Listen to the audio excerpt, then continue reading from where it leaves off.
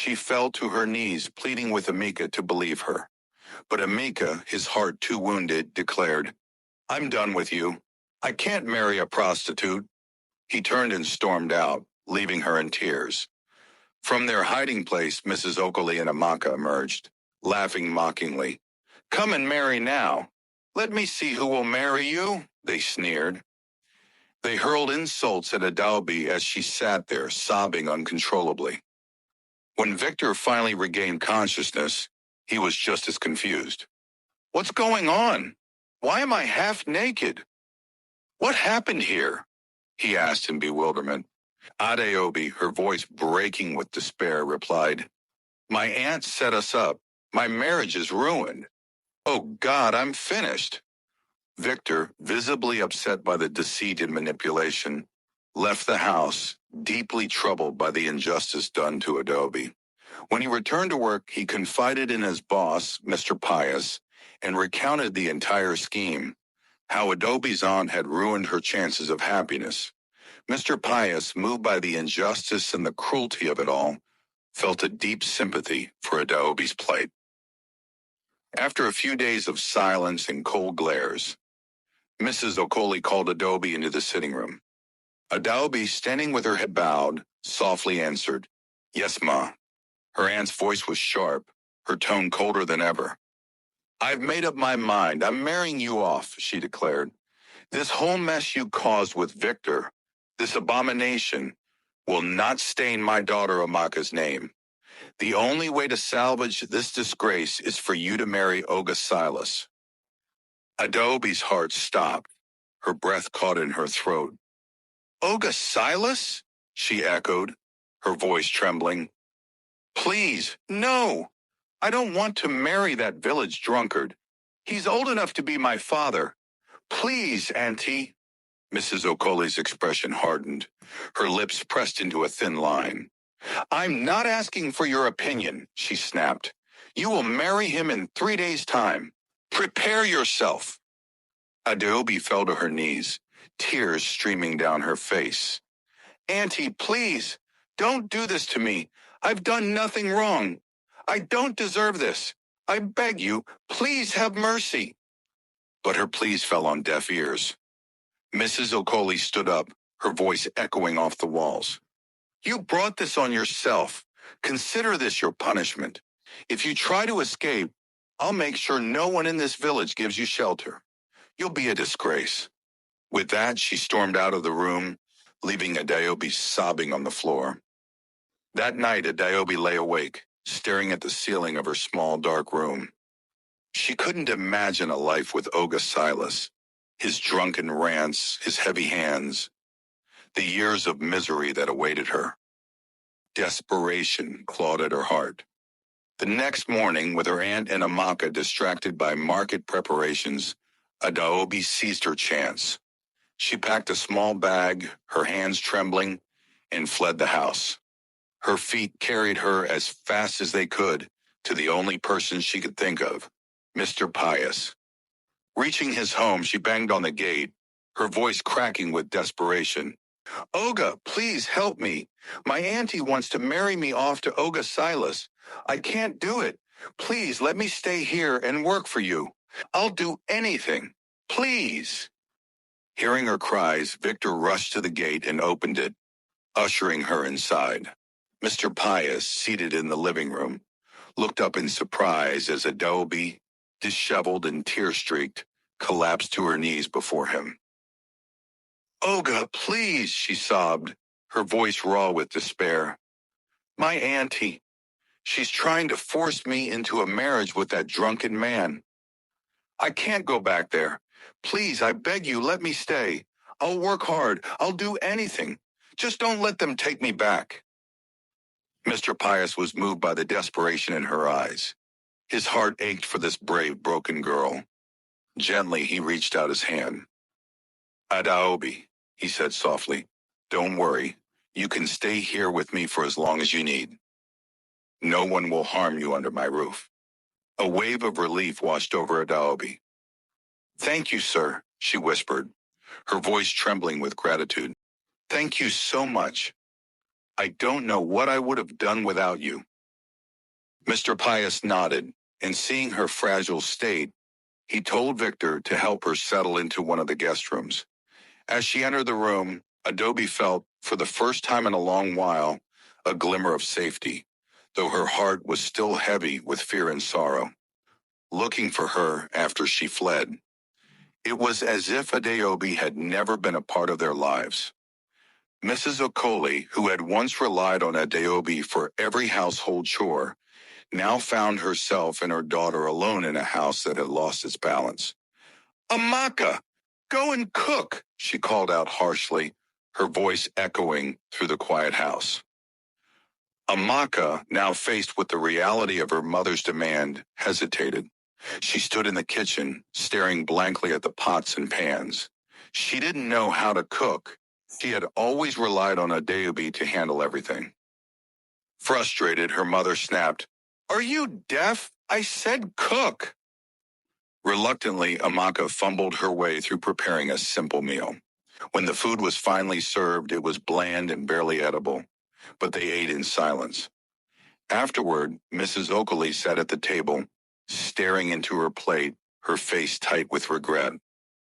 "I was so focused on training my sister's daughter to be a slave," she muttered bitterly, "that I neglected my own child. Now look what I've done." She turned sharply to Amaka. "Adaobi is not here anymore, so you better learn to take care of this house. You won't sit here and let me do everything. You will learn even if I have to force you." Amaka's face crumpled in frustration and shame. She stomped off to her room, tears stinging her eyes. She threw herself onto the bed, muffling her sobs into the pillow. The next morning, Amaka was sweeping the living room while Mrs. Okoli sat outside, fanning herself. Suddenly, Amaka dropped the broom and ran out of the house, vomiting by the wall. Alarmed, her mother rushed to her side. "Amaka, what is it? I hope you're not pregnant." Amaka wiped her mouth weakly and whispered, "No, Mama, I think I'm just sick." Mrs. Okoli's face tightened. "We're going to the hospital. Now! Go and get your things." At the hospital, they ran tests and the doctor delivered the crushing news. Amaka was pregnant. The words hit Mrs. Okoli like a slap.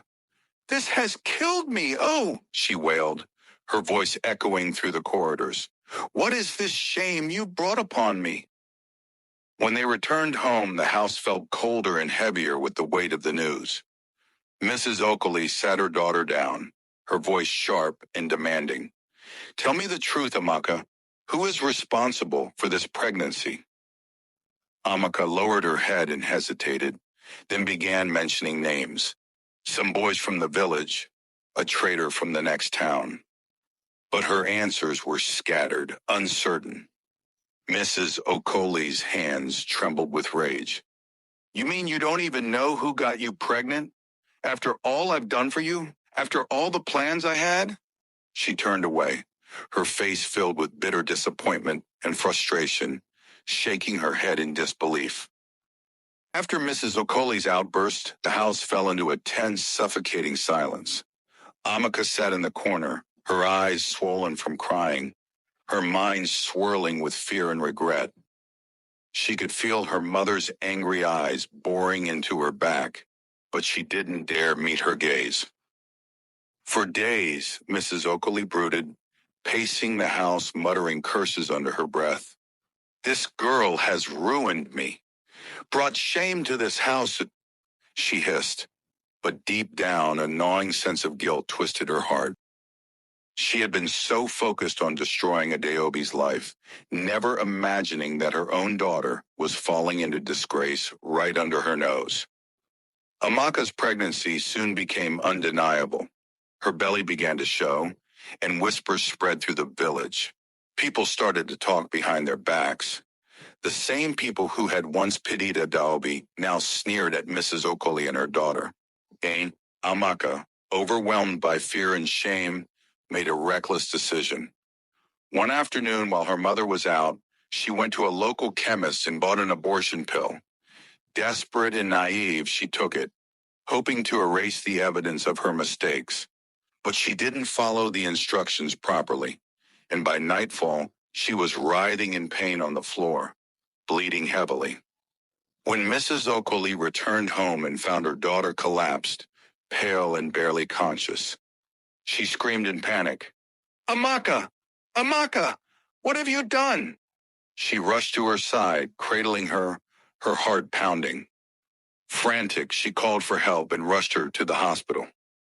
At the hospital, the doctors worked quickly, but the situation was dire.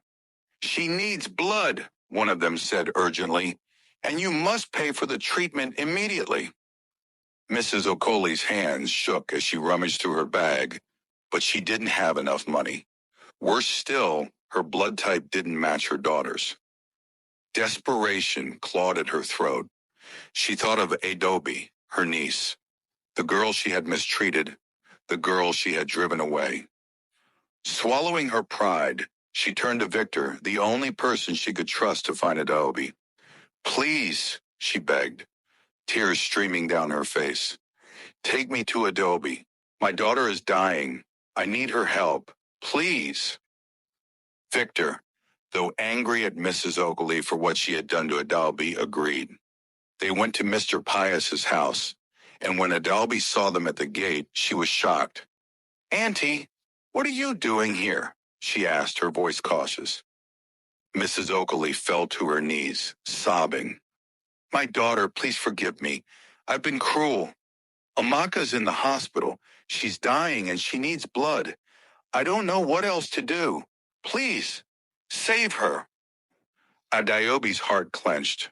For a moment she wanted to turn away, to remind her aunt of all the suffering she had caused, but Mr. Pius gently placed a hand on her shoulder and whispered, "Sometimes, mercy is the greatest victory." Adaobi sighed deeply. "I'll help," she said quietly.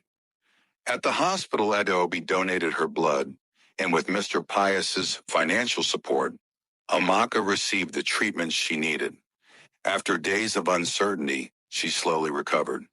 Mrs. Okoli, overwhelmed by guilt and gratitude, hugged Adaobi and wept. "Thank you. I don't deserve your kindness. I've been blind, but now I see." Adaobi, though still hurt, replied softly, "I forgive you, Auntie, but you must also learn to forgive yourself and to treat others with love and respect." After Amaka's recovery, Adaobi gradually found a sense of peace and belonging at Mr. Pius's house. His kindness and the warmth of the staff, especially Victor's unwavering support, began to heal the deep wounds left by years of mistreatment. Slowly, Adaobi regained her confidence and sense of purpose. Mr. Pius, impressed by Adaobi's hard work, resilience, and grace under pressure, found himself drawn to her. He admired her gentle spirit, her kindness even in the face of cruelty, and her natural talent in managing the household. Over time, what had begun as an offer of refuge blossomed into genuine affection. One quiet evening, as they shared a simple dinner, Mr. Pius looked across the table at Adaobi.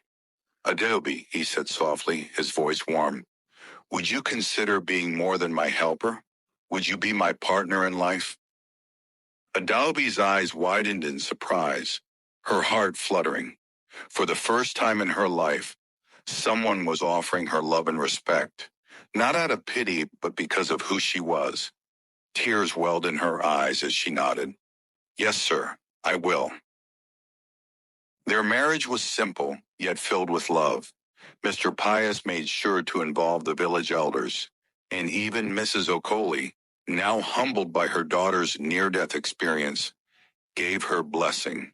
For Adaobi, it felt like stepping into a new chapter of life, one where she was valued, loved, and finally at peace. Months later, Adaobi discovered she was pregnant. Joy filled their home and Mr. Pius doted on her. They spent evenings planning their future and preparing for the baby's arrival. Adaobi's glow and confidence only deepened her husband's love for her. But one afternoon, as they were watching a movie in their cozy living room, a loud knock echoed at the door. Mr. Pius rose to answer it, only to find Olivia standing there, looking furious and disheveled. "Honey, I'm home," she announced smugly. When the door opened, Olivia froze. Standing beside Mr. Pius was Adaobi, her belly rounded with pregnancy and her hand gently resting on his arm. "What is going on here?" Olivia demanded, her voice rising. "Who is this? Why is she in my house?" Mr. Pius stood tall, his voice calm but firm. "Olivia, meet Adaobi, my wife, and she's carrying our child." Olivia's jaw dropped, her face twisting in disbelief. "You left me for this poor village girl, after everything we've been through? After all our plans?" Adaobi stood quietly, her posture steady, her head held high. Mr. Pius replied, his voice filled with quiet strength. "Don't call my wife this poor village girl. Adaobi is a woman of strength, resilience, and character, qualities you never understood. She was willing to stand by me, to embrace the life I chose here, even if it meant working on a farm. You couldn't do that. You couldn't see the beauty in a life built on love, loyalty, and hard work." Olivia's eyes filled with bitter tears as she realized the truth. She hissed angrily, "You'll regret this."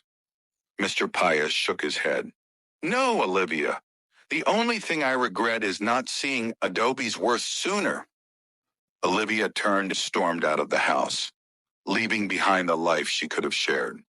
Adaobi, now fully embraced by her new family and with a baby on the way, smiled softly as she leaned into Mr. Pius's side. Her journey from a mistreated orphan to a beloved wife and soon-to-be mother was complete, and as she looked out the window at the setting sun, she whispered a silent prayer of gratitude, thankful for the second chance at life, love, and happiness. Got hooked by the story?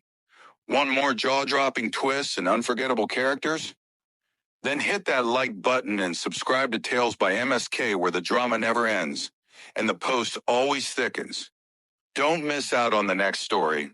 It's going to be wild.